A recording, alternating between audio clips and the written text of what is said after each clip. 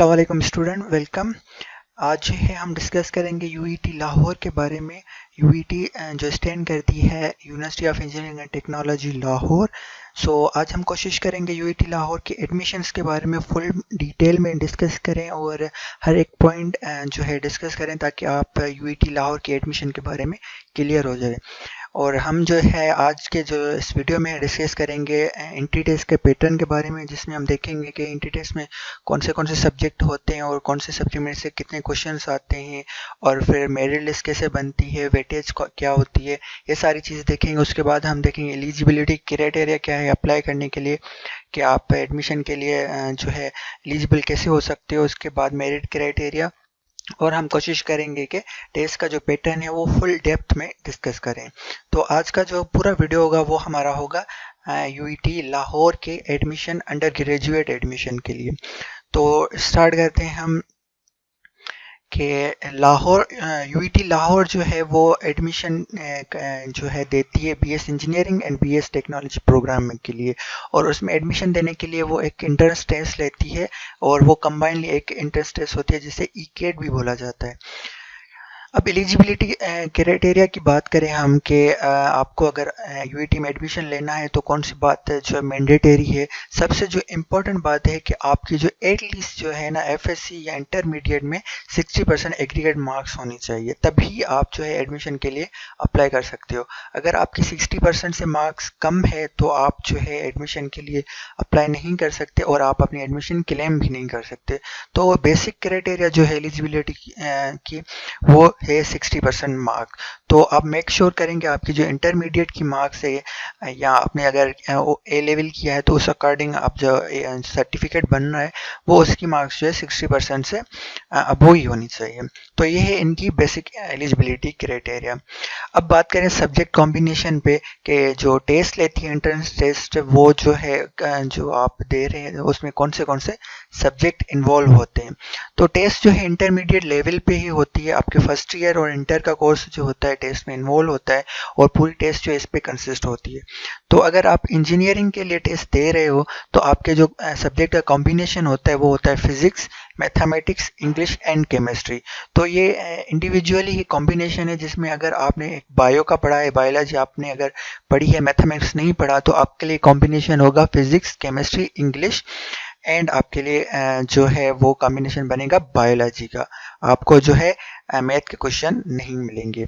तो इंजीनियरिंग के लिए आपके लिए ये कॉम्बिनेशन बनेगा। अगर आप मेडिकल साइड से हैं तो ये, अगर आप जनरल ग्रुप से हैं तो आपको physics, mathematics, English and computer science जो है उसके जो है सब्जेक्ट देने पड़ेंगे।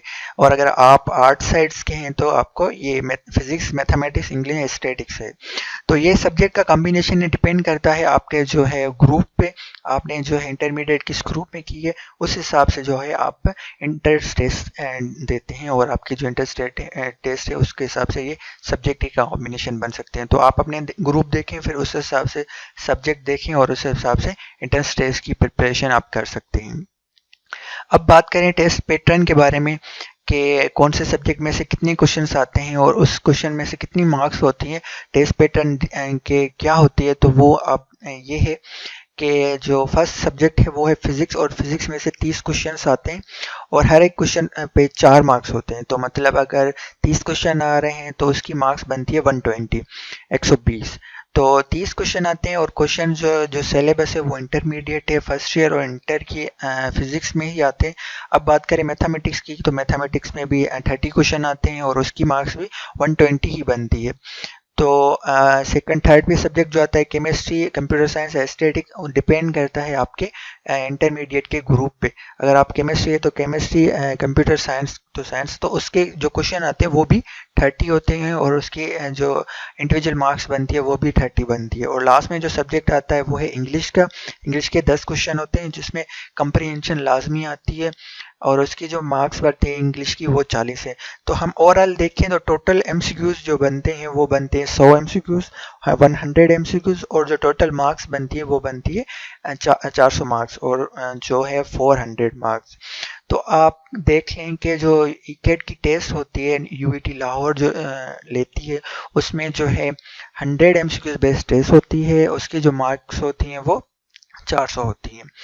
तो ये आप सारी जो अपने माइंड में ये चीज़ें बिठा लें कि ये फिज़िक्स के 30 क्वेश्चन है, उसकी मार्क्स ये बन रही है, उसके बाद मैथमेटिक्स के ये क्वेश्चन है, और इंडिविजुअली अगर आप जो जिसका ग्रुप है उस हिसाब से अगर आप देखें तो उसकी भी 30 मार्क्स पर रही है, और इंग्लिश के 10 क्वेश्चन है, और ये आपकी मार्किंग क्राइटेरिया 100 का पूरा आपके मार्क्स का जो है टेस्ट होता है, और आपके टोटल क्वेश्चन होते हैं वो 100 होते हैं।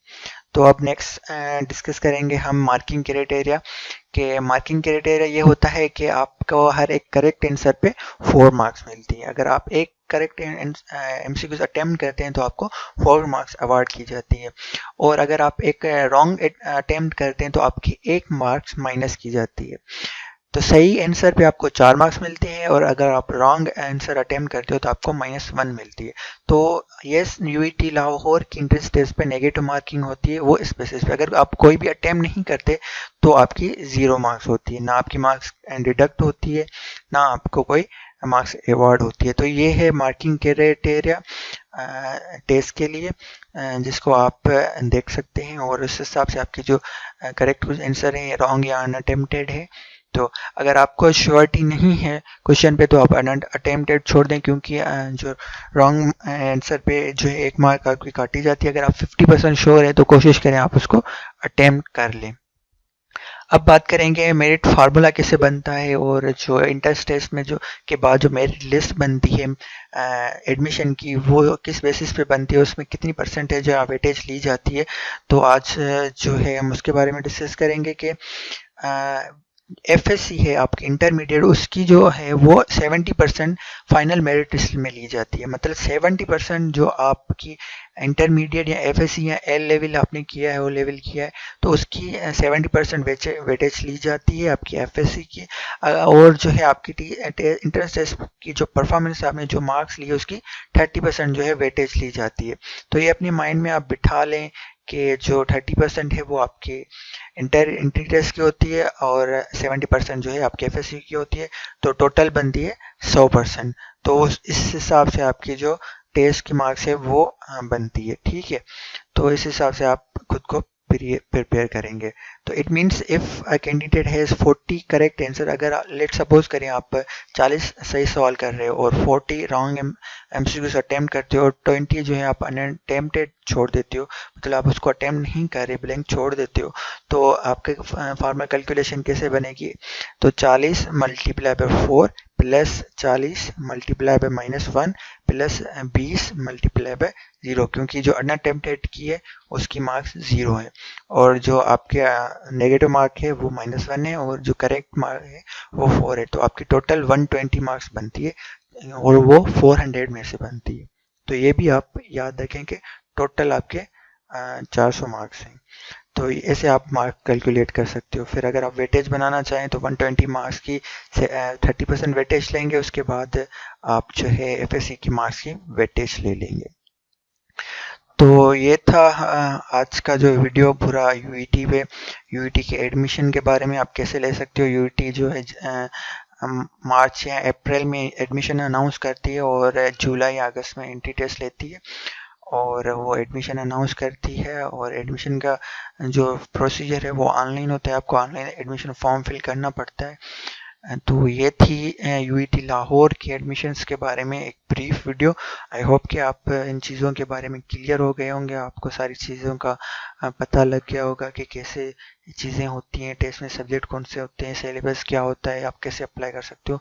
होपफुली हम नेक्स्ट वीडियो में इनके टॉपिक में डिटेल में डिस्कस करेंगे आप कैसे प्रिपेयर कर सकते हो एंट्री टेस्ट के लिए। Till then, thank you so much, thank you for watching.